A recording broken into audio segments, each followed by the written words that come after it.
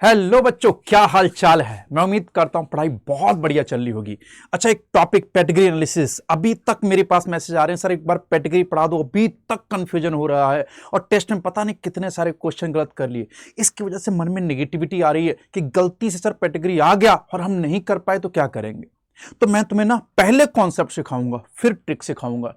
Trick से एकदम question देखोगे नहीं, कलम नहीं उठाना पड़ेगा, आंसर आ जाएगा। बट उसके लिए मैं चाहता हूं पहले कॉन्सेप्ट सिखाऊं। ये ना सोचना कि मास्टर ने सिर्फ ट्रिक बताई। ट्रिक कुछ नहीं, कॉन्सेप्ट का ही एक सिंपल फॉर्मूला मैंने बता रखा है तुमको, ठीक है नहीं। तो पहले समझो पेडिग्री एनालिसिस होती क्या है। बच्चे, हम ये ह्यूमंस के अंदर यूज करते हैं।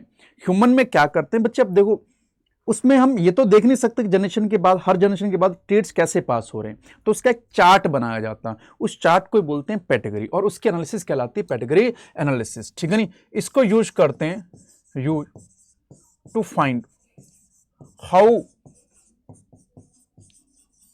traits are passed, कि कैसे कोई करेक्टर एक जनरेशन से दूसरे जनरेशन जा रहा है, एक जनरेशन से दूसरे जनरेशन कैसे जा रहा है, उसका हम एक चार्ट से पढ़ते हैं। उस चार्ट को ही बोलते हैं पेडिग्री एनालिसिस, ठीक है मेरे लाल। अब ये पेडिग्री एनालिसिस बहुत यूजफुल हो जाती है उन जीन्स के लिए जो डिजीज कॉज कर रहे हैं, जैसे कलर ब्लाइंडनेस हो गया, जैसे हीमोफीलिया हो गया, सिस्टिक फाइब्रोसिस हो गया, सिकल सेल एनीमिया हो गया। तो इस तरह की बहुत सारी डिसऑर्डर्स हैं जिनमें पेडिग्री एनालिसिस बहुत हेल्पफुल हो जाती है। यानी कह दूं क्रोमोसोमल डिसऑर्डर्स के लिए, क्योंकि क्रोमोसोम्स के ऊपर जीन होंगे, जीन एक जनरेशन से दूसरे जनरेशन पास होंगे तो बीमारियां भी साथ में पास होंगी।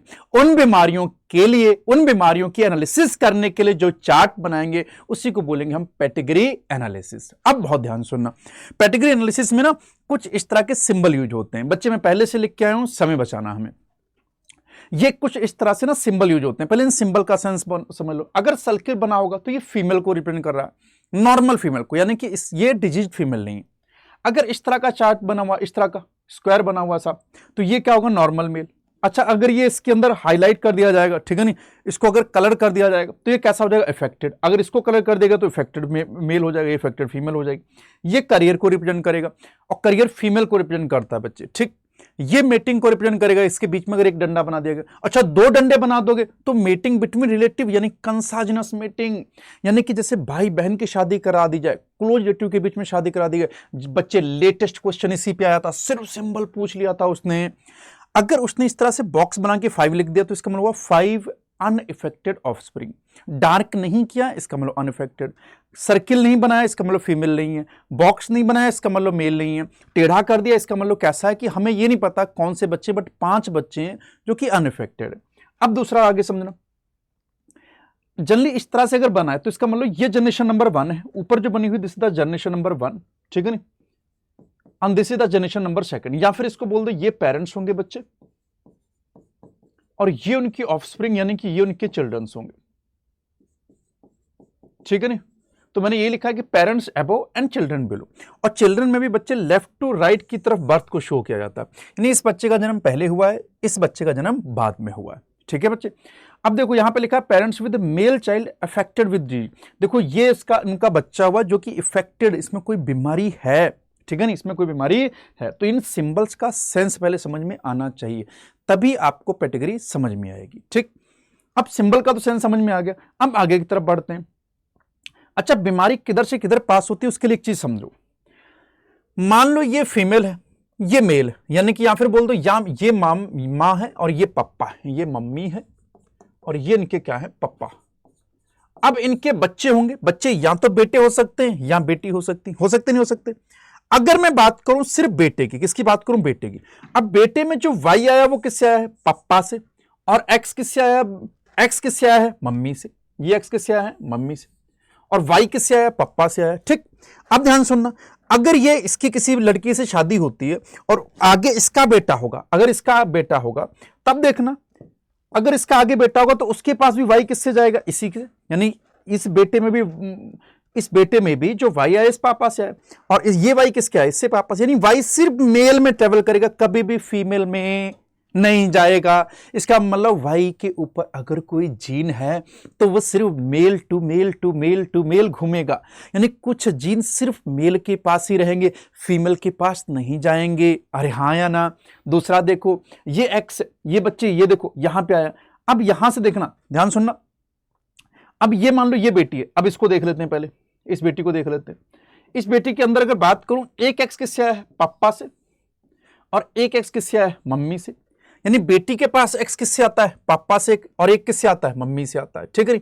अच्छा, तो सर पापा का एक्स हमेशा बेटी के पास जाएगा? बिल्कुल, पापा का एक्स हमेशा बेटी के पास जाएगा, और पापा का वाई हमेशा बेटी के पास जाएगा।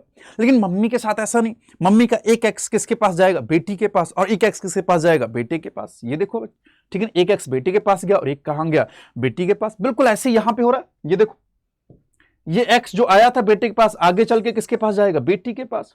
और इस एक बेटी के पास एक एक्स किससे आएगा? मां से आएगा। ठीक है नहीं। अब यहां पे एक एक्स किससे आया? इसको मां से आया। देखो, ये वाला एक्स इसको कहां से आया? मां से आया। यानी कुछ तो ऐसी हैं जो बिल्कुल पापा टू पापा टू पापा ट्रेवल कर रही हैं। इसको देखो सर, ये सिर्फ male to male to male travel कर रहे हैं। इस तरह के इनहेरिटेंस को बोला जाता है नॉन क्रिस क्रॉस इनहेरिटेंस। क्या बोलते हैं? Non criss cross inheritance. अच्छा, कुछ इनहेरिटेंस देखो, खास करके पापा के वाई वाले को देखो, एक्स वाले को देखो। पापा का एक्स यहां से कहां गया? बेटी के पास, और बेटी से कहां चला गया? बेटे के पास। इस तरह के इनहेरिटेंस को, ये देखो, इस तरह के इनहेरिटेंस को क्या बोल सकते हो? Criss cross inheritance.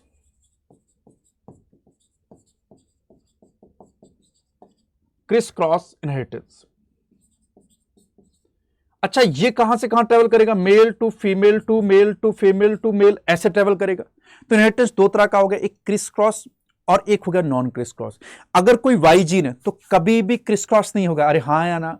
Y gene कभी क्रिस क्रॉस नहीं होगा। वाई जीन हमेशा male to male to male travel करेगा। एक्स जीन क्रिस क्रॉस और नॉन क्रिस क्रॉस दोनों तरीके का हो सकता है इनहेरिटेंस। क्या कुछ कुछ बात समझ में आई या नहीं आई? तो इसको ध्यान समझ लेना साहब। ठीक है नहीं, मेल टू मेल। अच्छा, ये वाला एक्स देखो, ये सिर्फ female to female to female travel कर रहा है, ये भी नॉन क्रिस क्रॉस। बट ये वाला एक्स कैसा है? Chris cross. और ये वाला एक्स कैसा है? Criss cross. कुछ कुछ बात समझ में आई या नहीं? थोड़ी सी तो आई होगी। अब ध्यान समझना, इनहेरिटेंस की बात करूं तो इनहेरिटेंस तीन तरीके का होता है बच्चे।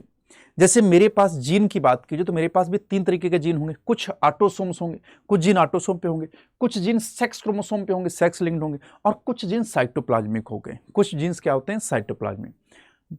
जैसे कि मान लो मैं जब सबसे छोटा था, बहुत छोटा था, उससे छोटा कभी नहीं हुआ, जाइगोट जितना।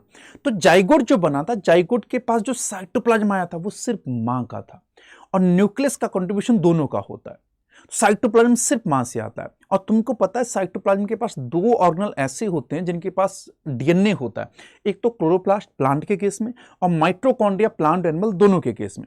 अगर माइटोकॉन्ड्रिया या क्लोरोप्लास्ट के पास जीन है तो वो जीन सिर्फ मां से जाइगोट में जाते हैं, पापा से साइटोप्लाज्म जाइगोट में नहीं जाता। इस चीज को दिमाग में रखना। अगर उस जीन में कोई बीमारी है, मान लो क्लोरोप्लास्ट के किसी जीन में बीमारी है, या माइटोकॉन्ड्रिया के जीन में कोई बीमारी है, या कोई डिजीज्ड जीन है, या किसी जीन में कुछ डिफेक्ट है, या फिर नॉर्मल भी जीन, तो वो जीन हमेशा किधर से किधर ट्रेवल होगा? फीमेल टू ऑल ऑफस्प्रिंग में। क्योंकि कोई भी जाइगोट हो, जाइगोट के अंदर सारे साइटोप्लाज्म का कंट्रीब्यूशन सिर्फ फीमेल का होता है। तो फीमेल टू ऑल ऑफस्प्रिंग जाएगा मैटरनल। इस तरह के इनहेरिटेंस को बोल सकते हो साइटोप्लाज्मिक इनहेरिटेंस। ठीक। और कौन कौन से जीन होंगे? ऑटोसोमल होंगे, सेक्स लिंक्ड होंगे। इनको अलग क्यों किया? क्योंकि ऑटोसोम सेम होते हैं, चाहे मेल हो चाहे फीमेल हो। मेरे पास जो ऑटोसोम आए हैं वो बिल्कुल सेम होंगे। ठीक है नहीं? सेम का सेंस क्या हुआ कि आधे मम्मी से आए होंगे और आधे कहां से आए होंगे? पापा से आए होंगे। But they are the autosome. ठीक। अब ऑटोसोम में भी डोमिनेंट भी हो सकते हैं, रिसेसिव भी हो सकते हैं। इसी तरह सेक्स लिंक्ड जीन हो सकते हैं, ये एक्स लिंक्ड भी हो सकते हैं, वाई लिंक्ड भी हो सकते हैं।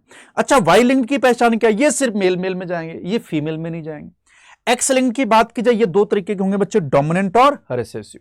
ठीक है। अच्छा, इसको और अच्छे से समझाता हूं, अब ध्यान से सुनना और अच्छे से समझ में आएगा। एक एक करके बात करता हूं। साइटोप्लाज्म तो अगर कोई बीमारी होगी तो फीमेल टू ऑल ऑफस्प्रिंग जाएगी। वाई लिंक्ड होगी तो मेल मेल ट्रेवल करेगी साहब। ये तो इतना समझ में आ गया।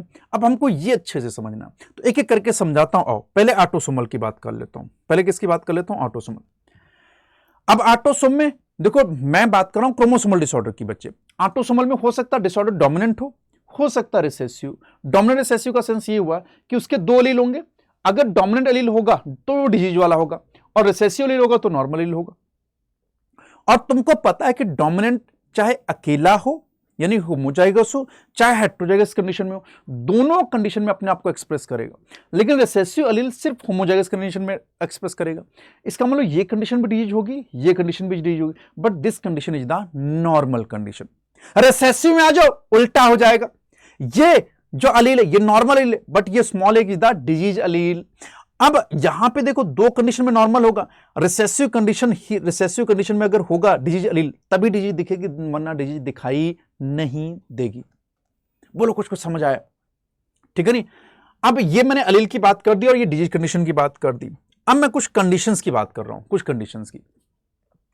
अगर ये कंडीशन होगी, अगर ये कंडीशन होगी और इसमें दो नॉर्मल पेरेंट कैसे हैं बच्चे? नॉर्मल है, ठीक है नहीं। इस कंडीशन में नॉर्मल का मतलब दोनों के दोनों क्या होंगे? स्मॉल होंगे।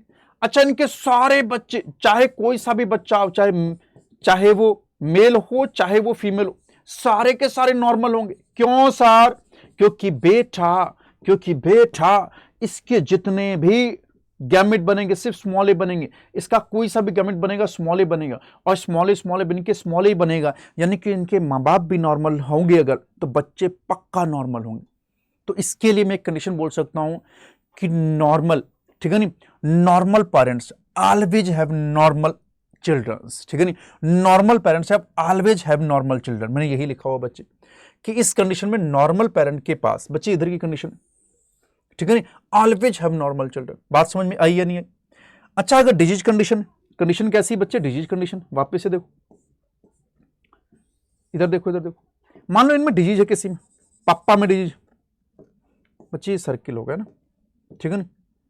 मान लो पप्पा में डिजीज, ठीक है नहीं, पप्पा बीमार है, ये देखो पप्पा बीमार। अब पप्पा, मम्मी नॉर्मल तो पक्का ये होगी। अच्छा, पापा बीमार है तो कंडीशन ये भी हो सकती और ये भी हो सकती, दोनों हो सकती साहब।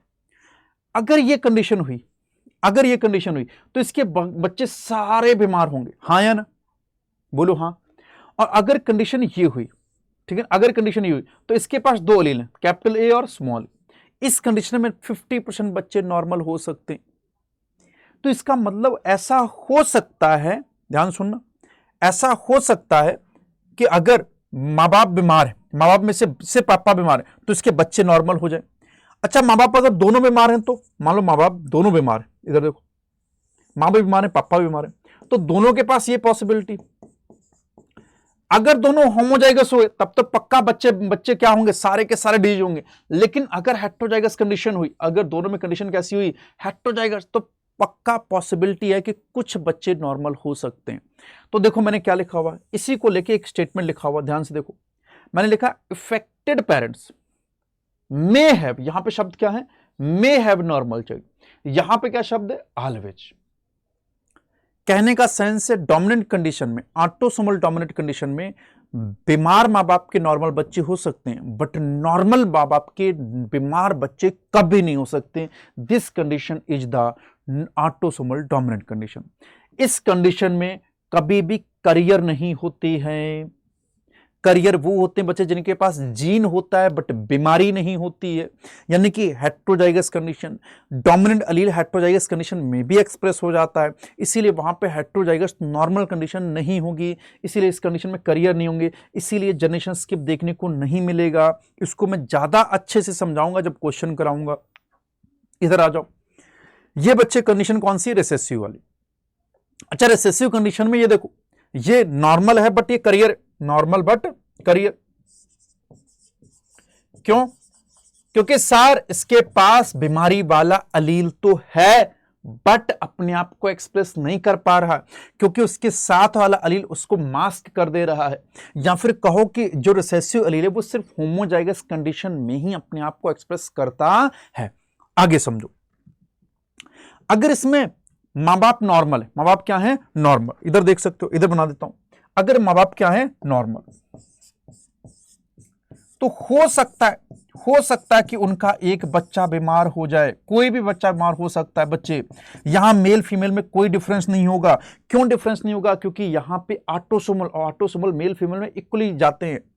अब देखो, मान लो माँ बाप बीमार है तो कंडीशन हो सकता है, ये हो सकता है, ठीक है ना। ये इधर माँ बाप नॉर्मल है तो कंडीशन ये हो सकती है बच्चे, ठीक है ना, ये कंडीशन भी पॉसिबल है और ये कंडीशन भी पॉसिबल है। बट अगर ये कंडीशन पॉसिबल होगी, अगर ये कंडीशन पॉसिबल हुई तो हो सकता है कि उनका बच्चा एक बीमार हो जाए। पॉसिबिलिटी की बात कर रहा हूं कि अगर बच्चे माँ बाप नॉर्मल हैं तो उनका बच्चा क्या हो सकता है, डिजीज हो सकता है। यानी कि नॉर्मल पेरेंट मे हैव, शब्दों पे ध्यान देना, मे हैव इफेक्टेड चाइल्ड। यहां पे क्या था, normal parent always have normal childrens. यहां पे normal parent may have normal child. अरे हाँ या ना, नॉर्मल नहीं बच्चे, affected child, may have affected child. बोलो आया। नेक्स्ट देखो, इसी के अंदर कंडीशन है, अगर मां बाप बीमार हैं तो पक्का ये कंडीशन, और इसमें गारंटेड सारे के सारे बच्चे बीमार होंगे, क्योंकि और कोई अलील पॉसिबल ही नहीं है। इनके सारे के सारे बच्चे कैसे होंगे, बच्चे बीमार होंगे।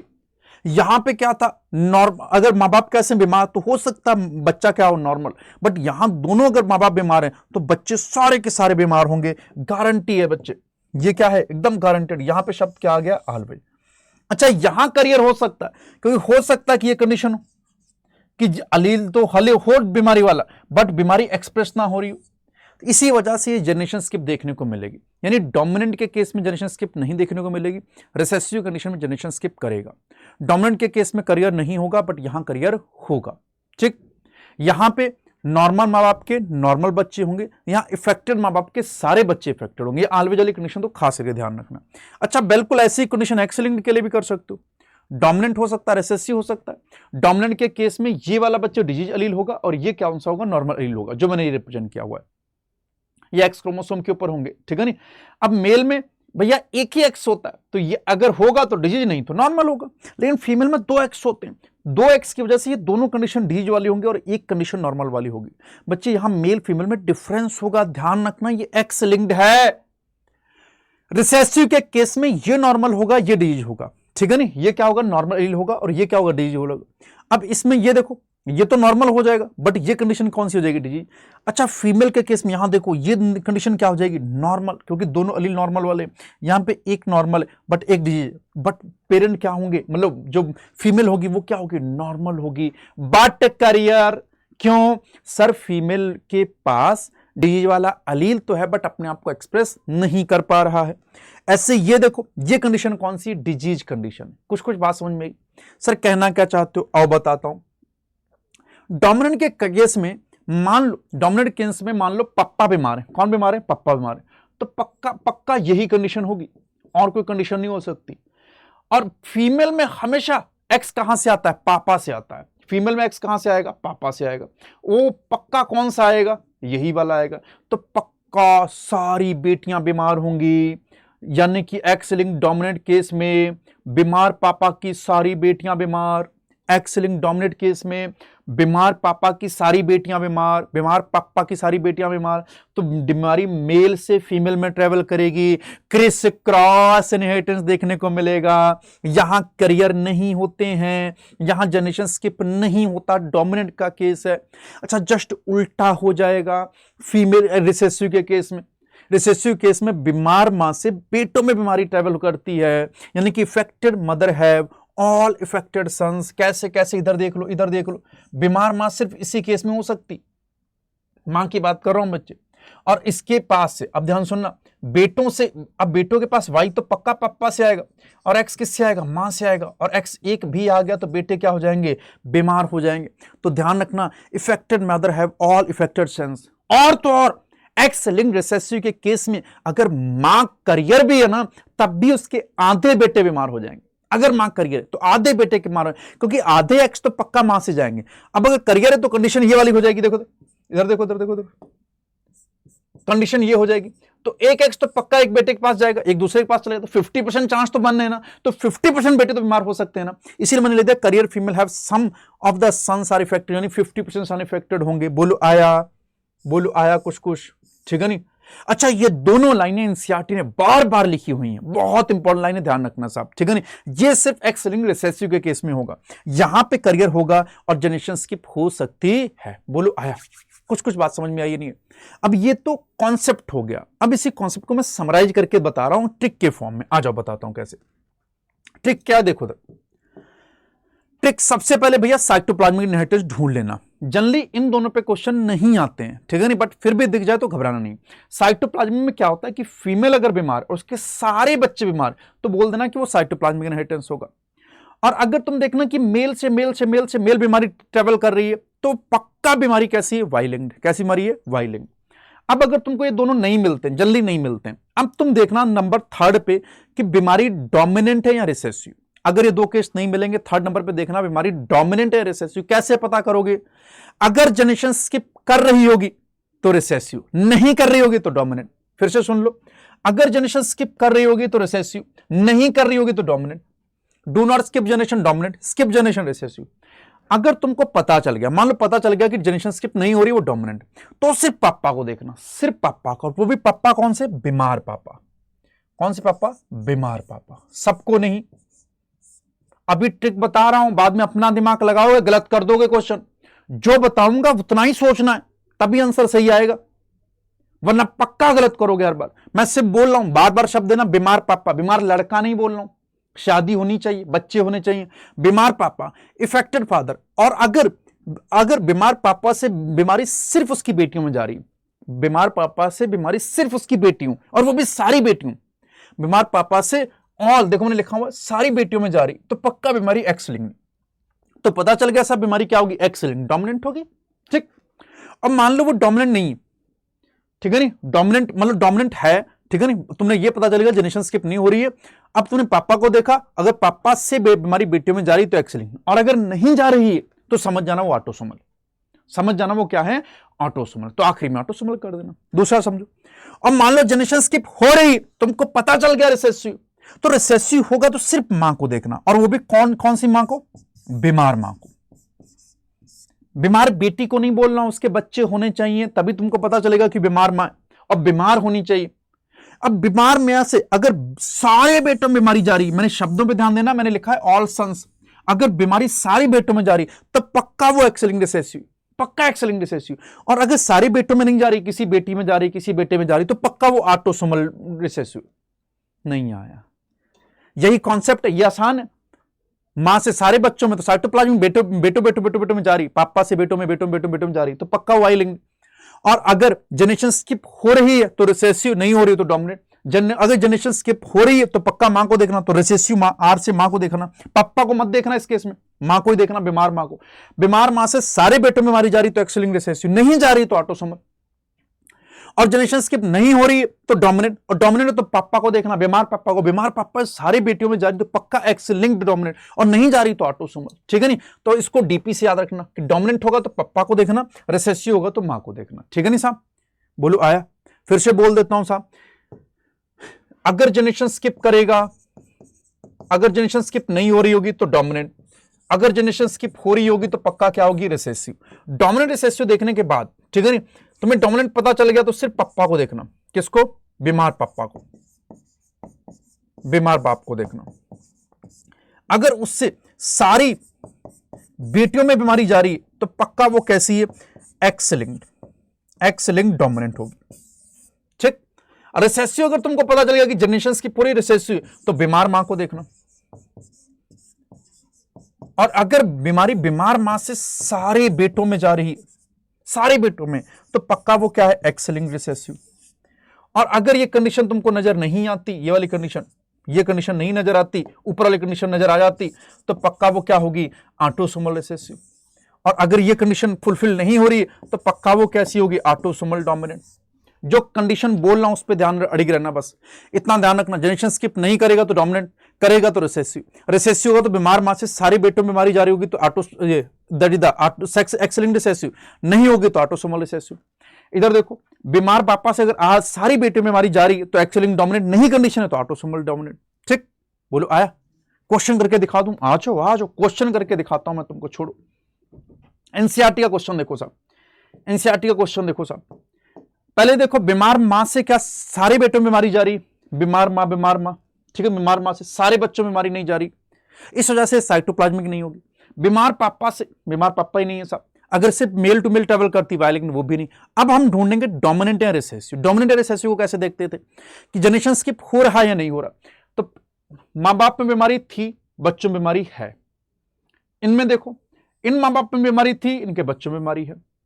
इन माँ बाप के पास बीमारी नहीं थी, इनके बच्चों में बीमारी नहीं है, ठीक है नहीं। इस वजह से जनरेशन स्किप नहीं होगी। बहुत सारे बच्चे मेरे को अब ज्ञान देंगे कि ये देखो सर जनरेशन स्किप हो रही है। अरे बेटा, इनमें बीमारी नहीं है, इनके बच्चों में, ना माँ बाप में बीमारी थी, ठीक है नहीं। तो बच्चा जब नॉर्मल हुआ था, ये नॉर्मल बच्चे की नॉर्मल बेटी से शादी हो गई, उसके सारे बच्चे नॉर्मल है, तो इससे जनरेशन स्किप थोड़ा ना हुआ। इस जनरेशन में थी बीमारी, इस जनरेशन में भी बीमारी थी, बट ये जनरेशन में बीमारी नहीं, तो इनकी जनरेशन में भी। तो आप सिर्फ दो जनरेशन को कंपेयर करोगे, माँ बाप और बच्चों को कंपेयर करना, सबको मत कंपेयर करने लगना, वरना गलत हो जाएगा, ठीक। तो जनरेशन स्किप बच्चे नहीं है। अगर जनरेशन स्किप नहीं है तो डोमिनेंट या रिसेसिव, डोमिनेंट डोमिनेंट डोमिनेंट, और डोमिनेंट होगा, डीपी डोमिनेंट होगा तो पापा को देखना, और कौन से पापा, बीमार बाप को ढूंढना। बीमार बाप ढूंढो, बीमार बाप ढूंढो।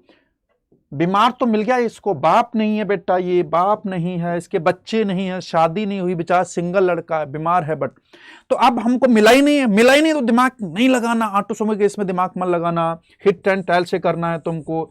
तो क्या हो जाएगा बच्चे, ऑटोसोमल। ऑटोसोमल ए एनसीईआरटी में फोटो बना हुआ है, एग्जाम्पल दे रखा है इसका, example myotonic dystrophy, myotonic dystrophy. Next देखो, नेक्स्ट लॉ देखो बच्चे, इधर इसमें क्या कह रहा है। अब देखो, अगर फीमेल से सारे बच्चों में जाती तो साइटोप्लाज्मिक, मेल मेल ट्रेवल करती तो वाई लिंक्ड, ऐसा नहीं है, ठीक है। अब देखो डोमिनेंट या रिसेसिव, जनरेशन स्किप हो रही है, माँ बाप में बीमारी नहीं थी, बच्चों में बीमारी दिख गई। यहां पे देखो माँ बाप में बीमारी नहीं थी, बच्चों में बीमारी दिख गई है, ये देखो बच्चा बीमार है इनका बेटा। अगर स्किप हो रही जनरेशन तो पक्का बीमारी कैसी होगी, रिसेसिव। अब रिसेसिव होगी तो क्या देखोगे, बीमार मां, ध्यान रखना, बीमार मां। बीमार मां को ढूंढो, मां बीमारी नहीं है, बच्चे ये बेटी है, मां नहीं है। तो अगर बीमार मां नहीं मिल रही तो छोड़ दो, सीधा लगाओ क्या, ऑटोसोमल रिसेसिव। ऑटोसोमल के केस में दिमाग नहीं लगाना तुम, ऑटोसोमल रिसेसिव। एनसीईआरटी बकायदा इसका एग्जाम्पल लिख के बता रही है, कह रही सिकल सेल एनीमिया, इसका एग्जाम्पल है सिकल सेल एनीमिया। और करा दूं, और क्वेश्चन करा दूं, आओ आओ करते हैं साहब, देख लो इसको, देखो साहब।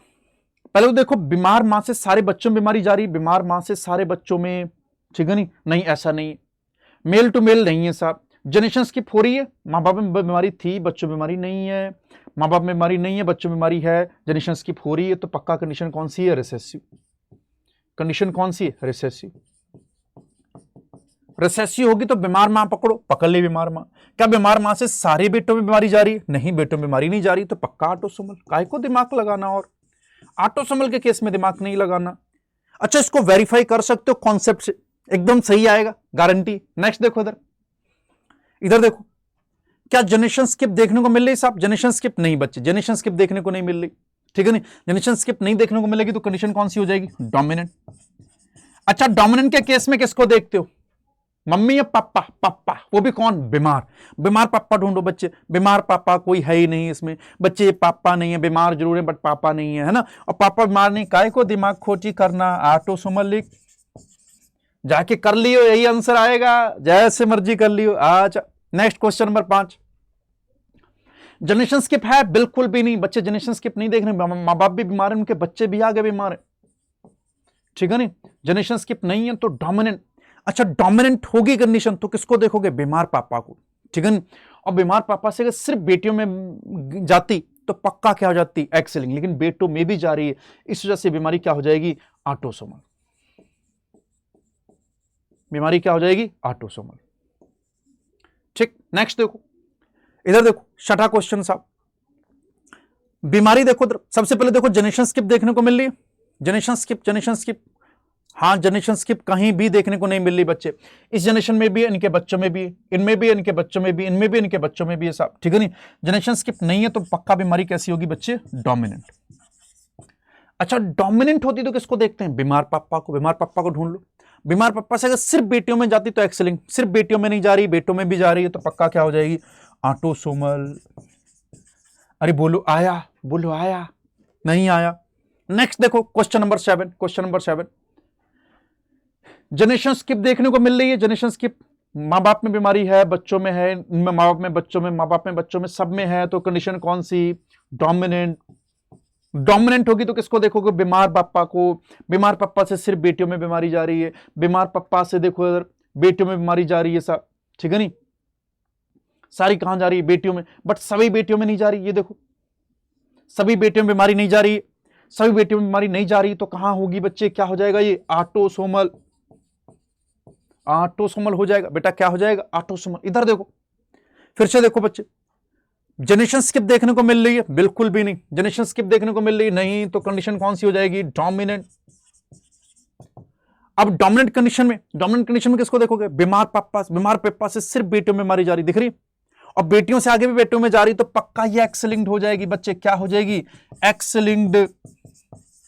ये देखो बीमार पापा से सिर्फ बेटियों में जा रही है, बेटों में नहीं गई, अब बेटी को छूटी भी नहीं, इसलिए बीमारी क्या होगी, एक्स लिंक्ड डोमिनेंट हो जाएगी। अरे हाँ या ना, बिल्कुल होगी बच्चे, एक्स लिंक्ड डोमिनेंट हो जाएगी। नेक्स्ट देखो बच्चे क्वेश्चन नंबर 9, ये देखो, अब इसमें देखो क्या होगा, बीमार पापा से सिर्फ बेटों में, उनके बेटों में, अरे ये तो वाई लिंक्ड है सर, वाई लिंक्ड और वाई लिंक्ड कभी भी डोमिनेंट रिसेसिव नहीं बोलते, क्यों, क्योंकि सर एक ही वाई क्रोमोसोम, एक ही अलील होता है, दो अलील नहीं होते, एक ही जीन, एक ही अलील, जो मर्जी बोल दो, वही ट्रेवल करता है, उसमें डोमिनेंट रिसेसिव का आएगा। डोमिनेंट रिसेसिव के लिए दो होने चाहिए, एक दूसरे पे डोमिनेंट, जब दूसरा है नहीं तो डोमिनेंट किस पे होगा बच्चे, इसलिए बीमारी कैसी हो जाती है, वाई लिंक्ड। नेक्स्ट देखो, अच्छा बीमार मां से सारे बच्चों में जा रही, साइटोप्लाज्मिक इनहेरिटेंस, ये बीमारी कैसी हो जाएगी, साइटोप्लाज्मिक इनहेरिटेंस हो जाएगी। बोलो आया, बोलो आया, नहीं आया, ठीक है नहीं। तो बच्चे इस तरह से मैंने आपको कई तरह के क्वेश्चन करा दिए, इससे बाहर कोई क्वेश्चन नहीं पूछेगा।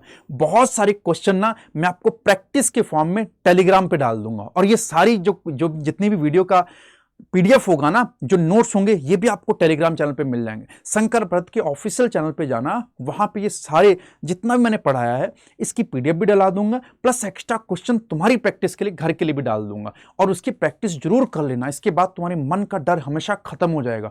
आज के बाद कैटेगरी का एक भी क्वेश्चन तुमसे गलत नहीं होगा, बस जो दिमाग दिया वही लगाना, गलत ट्रिक मत करना। और तुमको अगर ये ट्रिक समझ में आई होगी और मजा आया होगा कैटेगरी करने में, तो कमेंट जरूर करना, ठीक है नहीं। और पढ़ते रहो, खुश रहो, मुस्कुराते रहो, ठीक है।